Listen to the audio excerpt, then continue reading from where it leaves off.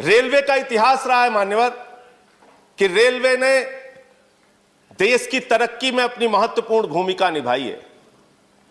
Railway ने देश के विकास में अपनी महत्वपूर्ण भूमिका निभाई है। लेकिन उस रेलवे के साथ आज सरकार क्या कर रही है, इसके बारे में हमें गंभीरतापूर्वक विचार करना पड़ेगा। माननीय मंत्री जी यहां पर बैठे हैं। अभी पिछले कुछ दिनों पहले कहा गया साहब 150 ट्रेनें निजी हाथों में दी जाएंगी, 50 प्लेटफॉर्म निजी हाथों में दिया जाएगा। मुझे याद है मान्यवर, एनडीए के संयोजक रह चुके हैं जाट साहब, आज इस दुनिया में नहीं है। उनको श्रद्धांजलि देना चाहूंगा इस अवसर पर। 74 में उन्होंने बहुत बड़ी हड़ताल की थी, और जो 1974 की हड़ताल थी मान्यवर रेलवे की, उस हड़ताल में मांग थी कि 5 लाख कर्मचारियों को पक्का करो। और तब रेलवे के नियमित कर्मचारियों की संख्या थी 15 लाख, ट्रेनों की संख्या थी 11,000। आज ट्रेन हो गई 22,000, कर्मचारियों की संख्या घट के हो गई 13 लाख। 74 से आज कर्मचारी हम नहीं बढ़ा पाए, रोजगार हम नहीं बढ़ा पाए। तकनीक हम बढ़ाने का दावा करते हैं, लेकिन उस तकनीक से लोगों को रोजगार की वृद्धि कितनी हुई है हम नहीं बता पाए। निश्चित रूप से दुर्घटनाओं का जिक्र अभी हुआ, उसमें कुछ कमी आई है, अच्छी बात है। लेकिन ये सब कुछ निजी हाथों में करने पर आमादा क्यों रहते हैं आप? सब कुछ बेचने के लिए तैयार क्यों रहती है सरकार?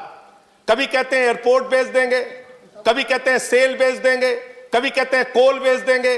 अभी मान्यवर यस बैंक का घोटाला हुआ, लाखों लोगों के पैसे डूब गए, और उस समय सरकार का तर्क आया क्या करें साहब, ये तो निजी बैंक है। तो जो सरकारी रहता है उसको आप निजी कर देते हैं, और जब निजी हो जाता है तो कह देते हैं ये तो निजी बैंक है, हम क्या करें? ये किस प्रकार की दोहरी व्यवस्था है?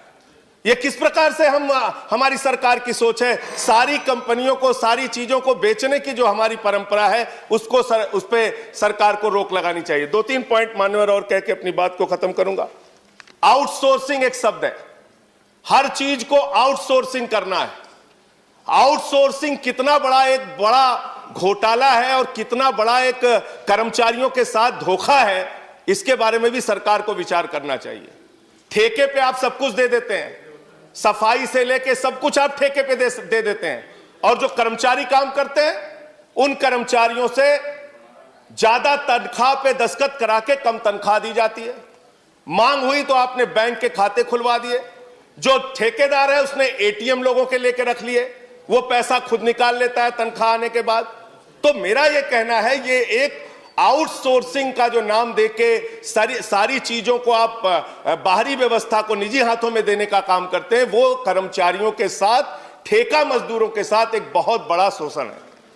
इसके साथ साथ मान्यवर, आप नई ट्रेनें, बस सबको आपने थोड़ा समय दिया, मुझे भी कृपा कीजिए सर। आपने तेजस ट्रेन चलाई, तेजस ट्रेन में और शताब्दी ट्रेन में 5 मिनट का अंतर है, और किराए में 1.5 गुना का अंतर है। तो आप करना क्या चाह रहे हैं? जब ट्रेनें आपके पास उपलब्ध हैं, सुपरफास्ट ट्रेन उपलब्ध है आपके पास, ऐसे में नई ट्रेनें, निजी ट्रेनें लाके किराया ज्यादा लेके आप एक नए प्रकार का आप शोषण करते हैं। मैं मान्यवर आपके माध्यम से सिर्फ इतना कहना चाहूंगा कि रेलवे इस देश की जीवन रेखा है, और रेलवे की आज जो दुर्दशा है उसके सबसे बड़ी कहानी अगर आपको जाननी है तो झांसी के अंदर पिछले साल हादसा हुआ था। ट्रेन में सफर करने वाले यात्रियों की जान चली गई।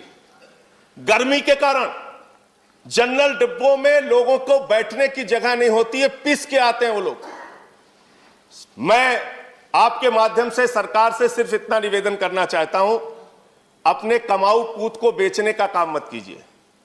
आपका अगर कोई लड़का मेधावी है, तेज है, अगर हाई स्कूल में अच्छा नंबर पाया, इंटर में थोड़ा कम नंबर पाया, बीए में थोड़ा अच्छा नंबर पाया, एमए में थोड़ा और कम पाया, तो उसको चौराहे पे आप खड़ा करके नीलाम मत कीजिए। उस व्यवस्था को ठीक करने का काम कीजिए। रेलवे के कर्मचारियों पर भरोसा कीजिए।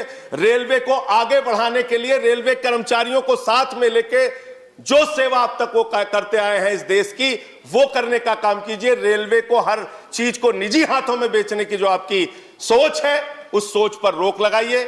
मैं सिर्फ यही कहना चाहता हूं कि अगर आपको ठंड लगी है तो घर का किवाड़ा निकाल के उसको आग में जला के तापने का काम मत कीजिए। ये इसी प्रकार की व्यवस्था और इसी प्रकार की कार्रवाई आपकी है जो सारे सरकारी विभागों को आप निजी करते जा रहे हैं। बहुत बहुत धन्यवाद। श्री प्रफुल्ल।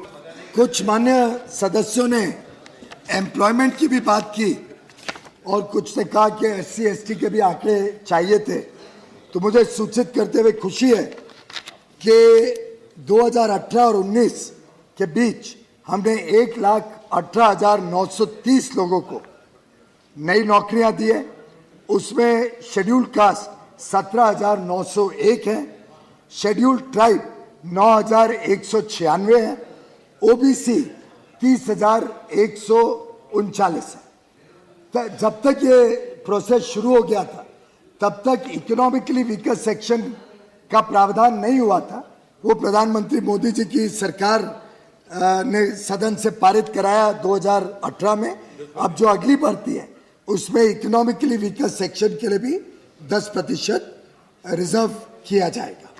दिव्यांगों को भी 1680 नौकरियां रेलवे दे पाया है और मैं समझता हूं कि हर प्रकार से भारतीय रेल इस देश में युवा युवतियों के उमंग और उत्साह को रिस्पेक्ट करता है। आगे चल के हमने नई भर्ती का प्रोसेस भी शुरू कर दिया है। उसके लिए टेंडर करना, एजेंसी ढूंढना वगैरह वो शुरू हुआ है। तो देखा आप लोगों ने सवाल क्या पूछा गया और रेलवे मिनिस्टर ने जवाब क्या दिया। खैर ये सब तो चलता ही रहेगा। एक सच्चाई और है, वो आप लोग जान जाओ कि एग्जाम जो है वो 4 महीना में हो, 6 महीना में हो या 1 साल में हो, लेकिन एग्जाम तो आपका होकर ही रहेगा। ओके, और सिलेक्शन उसी का होगा जिसका प्रिपरेशन अच्छा होगा। तो आप लोग इस चैनल को सब्सक्राइब कर लो, क्योंकि इस तरह का जितना भी अपडेट आता है वो तो आपको मिलेगा ही मिलेगा। साथ ही साथ फ्री ऑफ कॉस्ट आपको अच्छे से ये मैथ्स का पूरा कंप्लीट बुक, ये आपका सामान्य विज्ञान पूरा का पूरा कंप्लीट बुक और ये आपका सामान्य अध्ययन पूरा का पूरा कंप्लीट बुक आपको करवा दिया जाएगा इस चैनल पे, और लेक्चर आना स्टार्ट भी हो चुका है। और अच्छे से कंप्लीट प्रिपरेशन अगर आपको चाहिए तो डिस्क्रिप्शन में आपको ऐप का लिंक मिलेगा, उस ऐप को आप लोग डाउनलोड कर लो। मिलते हैं किसी और अपडेट के साथ। Thank you.